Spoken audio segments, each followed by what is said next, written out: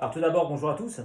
L'exposé que je vais vous présenter a pour but de vous montrer l'intérêt de la nutrition en lien direct à nos défenses immunitaires. En effet, cette vidéo se fait au moment du confinement lié à ce fichier coronavirus et je pense qu'il est important de se rappeler que la nutrition intervient également pour permettre à notre organisme d'être le plus résistant possible face aux agressions et notamment à celles du coronavirus. Alors, il y a évidemment différents éléments très complexes qui interviennent dans les défenses immunitaires. La nutrition, évidemment, une toute petite part là-dedans, mais elle est intéressante. Et alors, le premier élément, évidemment, c'est la peau, la première barrière, on va dire. Et ensuite, dans notre organisme, il y a des organes que j'appellerais boucliers qui vont intervenir pour nous défendre des agressions. Et donc, il y a la rate, la moelle osseuse qui fabrique les fameux lymphocytes extrêmement importants. Et ensuite, les ganglions lymphatiques. Et puis, tous les éléments que l'on va apporter par la nutrition, qui sont des éléments qui vont intervenir directement pour renforcer nos défenses immunitaires, qui sont les vitamines, les sels minéraux, les oligo-éléments, les prébiotiques et les probiotiques. Alors, avant de rentrer dans chacun d'eux, j'aimerais rappeler l'idée qui consiste à vous présenter le stress oxydatif. Alors, le stress oxydatif, qu'est-ce que c'est? Lorsque l'on est agressé par un élément extérieur à l'organisme ou qui est dans notre organisme, eh bien, il se crée un stress qu'on appelle oxydatif. Et ce stress va provoquer des déchets qu'on appelle des radicaux libres notamment, et ces radicaux libres vont agresser nos cellules et les détériorer. Par conséquent, il faut absolument avoir un antidote en quelque sorte, et donc ce qu'on appelle un antioxydant lié à cette opposition par rapport au stress oxydatif. Alors, dans les éléments qui sont des éléments importants qui vont stresser notre organisme, il y a évidemment les éléments qui sont liés aux éléments extérieurs, donc la pollution, le tabac, les traumatismes, l'hygiène de vie de toutes sortes. Donc là, je pense que dans cette période de confinement, il est extrêmement important, par exemple, d'avoir une bonne qualité de sommeil. C'est très très important. Et évidemment, la qualité de sa nutrition. Les UV, ensuite les éléments qui sont dans notre organisme et qui vont, eux, nous agresser de l'intérieur, en quelque sorte. Donc il y a les inflammations de toutes sortes, notamment quand vous faites un sport, par exemple, d'endurance, d'ultra longue endurance, du footing, ou du trail, ou des sports avec des chocs, eh bien les chocs à répétition créent des inflammations qui vont être un élément qui va perturber nos défenses immunitaires et par conséquent les fragiliser. Les infections, les déficits immunitaires et le stress. Et dans cette période de confinement, eh bien, je pense que personne ne fait vraiment le malin et il y a une peur qui est évidente et que nous n'avons pas à renier. Ce qui est important, c'est de ne pas avoir peur de notre peur, ce qui est quand même différent. Et tout cela, ça fait des éléments de stress importants. Alors, maintenant, je vais rentrer dans élément par élément. Donc, je rappelle qu'évidemment, tous ces éléments-là, vitamines, sels minéraux, oligo-éléments et prébiotiques, ne sont pas fabriqués par l'organisme et donc il faut les apporter par la nutrition. Alors, revenons un par un. Les sels minéraux, vous les connaissez, les principaux, calcium, magnésium, potassium, sodium, phosphore et chlore.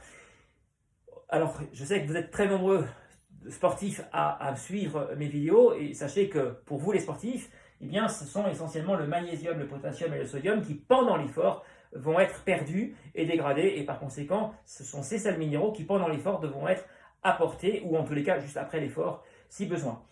Voilà concernant les sels minéraux. Alors, la différence entre un sel minéral et un oligo-élément, les deux sont des minéraux, mais on parle de sels minéraux lorsque l'on est affaire à un macro-élément, c'est-à-dire à un sel minéral dont on a besoin en grande quantité. Voilà pourquoi ces sels minéraux-là, on a besoin en grande quantité, donc on parle de sels minéraux. Les oligo-éléments, eux, on en a besoin en plus petite quantité, ce qui ne veut pas dire qu'ils ne sont pas utiles. Au contraire, dans cette période-là de fort stress que nous avons, eh bien je pense qu'ils sont extrêmement importants. Parce que certains d'entre eux sont tout à fait antioxydants. Je pense notamment au zinc, au sélénium et au manganèse à moindre mesure. Ces sels minéraux, ces oligo-éléments sont fondamentaux parce qu'ils vont apporter énormément d'antioxydants à notre organisme et lui permettre de mieux résister. Il y a également le fer, le cuivre, le silicium, et puis toute une batterie d'autres petits sels oligo-éléments.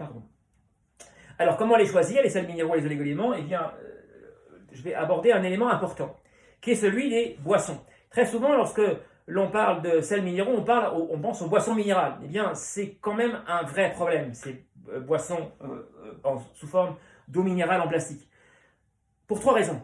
La première, on est en période de confinement, avec des urgences médicales, des urgences sanitaires, des urgences alimentaires. Je pense franchement que ce n'est pas le moment de voir des camions transporter des palettes d'eau plastique. Ils ont d'autres choses à faire, nos chers transporteurs, qu'à transporter de l'eau plastique actuellement. La deuxième chose, c'est l'environnement.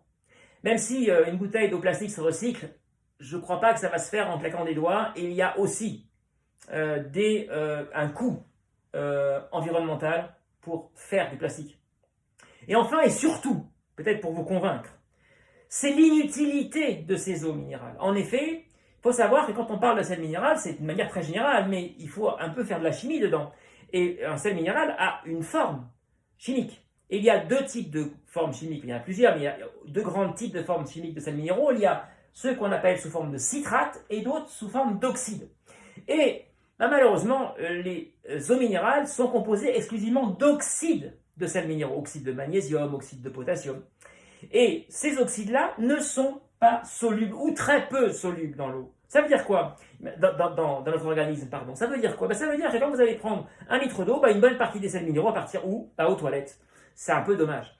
A l'inverse, les sels minéraux des fruits et légumes sont des citrates très bien solubles dans l'organisme, par conséquent qui vont rester. Ce qu'on appelle la biodisponibilité, c'est-à-dire ce qui reste réellement dans l'organisme quand on avale un aliment, elle est bien supérieure avec des citrates de sels minéraux que des oxydes. Donc retenez bien, c'est un élément important par rapport à l'utilisation des sels minéraux.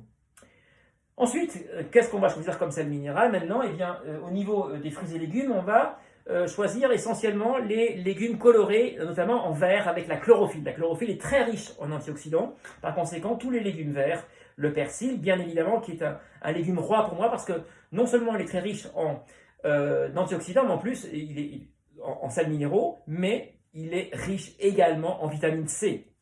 Je parlerai des vitamines tout à l'heure, mais la vitamine C est une des vitamines les plus antioxydantes que l'on puisse trouver. Par conséquent, le persil est intéressant, d'autant plus que le persil se prépare de tellement de sortes de manières faciles. Par exemple, vous pouvez très bien faire du fromage blanc, hacher très finement du persil dedans, écraser une banane, et bien avec une petite cuillère à café de sucre complet, vous donnez ça à vos enfants ou à vous-même et vous avez un dessert parfait, extrêmement antioxydant et très très bon.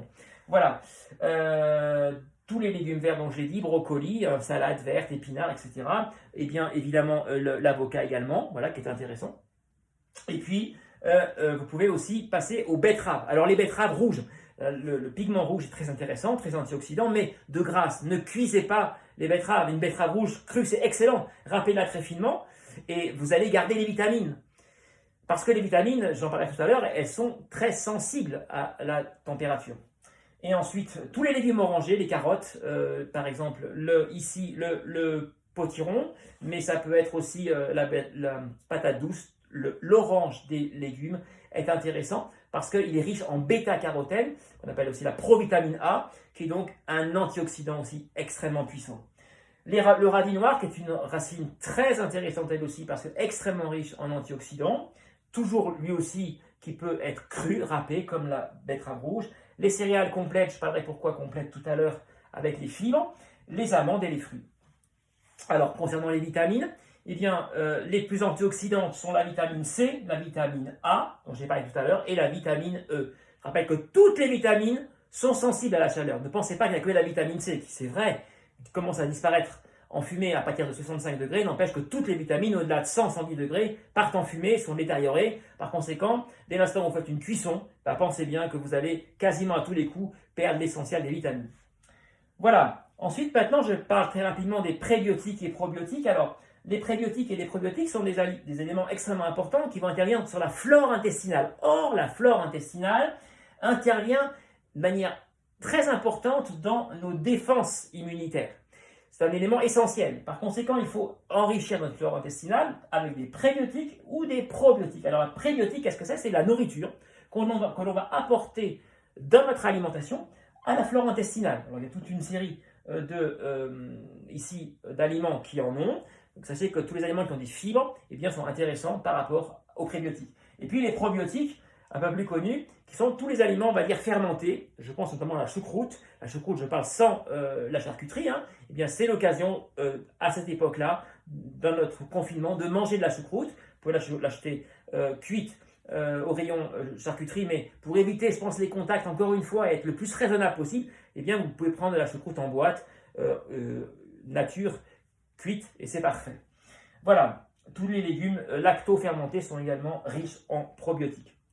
Alors, je voulais insister également sur vous qui m'écoutez, qui êtes très souvent des sportifs, l'importance d'être vigilant quant au sport par rapport à ces sels minéraux. Pourquoi? Parce que lorsque vous faites du sport à la maison, ce qui est votre cas actuellement, eh bien, vous dépensez énormément de sels minéraux. Pourquoi? Parce que même si vous ouvrez la fenêtre, ce qui est indispensable, vous ventilez bien sûr, mais vous ne ventilez pas assez par rapport à l'extérieur. Il n'y a pas de déplacement. Et le fait qu'il n'y ait pas de déplacement dans votre activité physique fait qu'il y a peu de ventilation.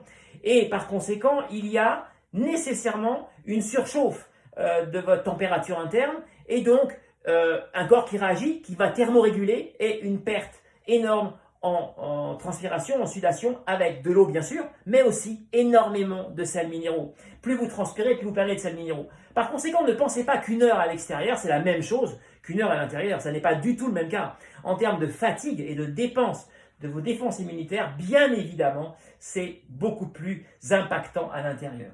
Il faut donc boire environ 750 ml d'eau et par petites gorgées et renforcer en sels minéraux. Alors, on appelle en électrolytes dans le commerce. Voilà par exemple des électrolytes, des exemples qui sont riches en citrate et non en oxyde, parce que pas mal d'électrolytes du commerce sont aussi à base d'oxyde, donc très peu disponibles pour l'organisme. Et je voulais enfin terminer par vous présenter la spiruline, qui est une algue intéressante parce que c'est un véritable cocktail antioxydant. Alors pensez que la spiruline, c'est intéressant de la prendre, mais à condition qu'elle soit sous la forme de paillettes, c'est-à-dire pas écrasée. En effet, dans la spiruline, le principal antioxydant est le bêta-carotène, qui est très sensible à la granulosité. De très nombreuses études l'attestent. J'en parle dans mes articles sur la spiruline. Je les cite, ces études, vous pourrez donc les consulter. Et en fait, il faut donc éviter tout ce qui est poudre de spiruline ou cachet, parce que ici, eh bien, le bêta-carotène a été écrasé et n'est donc plus biodisponible. Il faut donc prendre la forme naturelle, après un séchage naturel, donc pas de surchauffe, ce qui fait qu'on garde toutes les vitamines. Et donc la spiruline que vous avez vue, vous voyez, sous forme d'algue quand elle sort de l'eau, eh bien, elle se sèche en petites paillettes. Voilà. Alors sachez que la spiruline, il n'y en a pas de bio en France, avec une réglementation européenne un peu étonnante. Vous pouvez trouver de la spiruline bio, mais elle va venir d'Inde ou du Pérou, ce qui est quand même pas forcément la meilleure solution, sachant qu'on a en France de très très bons spiruliniers un peu partout en France, et que donc vous pouvez trouver de la spiruline locale près de chez vous, sans souci, et de très bonne qualité. Alors le label bio va bientôt intervenir, normalement l'année prochaine, on pourra avoir des spiruliniers qui vont proposer de la spiruline bio. Alors moi je vous en propose une, mais il y a des tas d'autres sur le marché du commerce. Alors là, celle-ci que j'ai choisie par un producteur dans le sud de la France, avec un séchage naturel, sans serre chauffée, qui est en forme de paillettes et donc qui me paraît intéressante. Voilà, j'espère vous avoir adressé en quelques lignes l'intérêt de la nutrition dans les sports à cette époque de confinement par rapport à nos défenses immunitaires.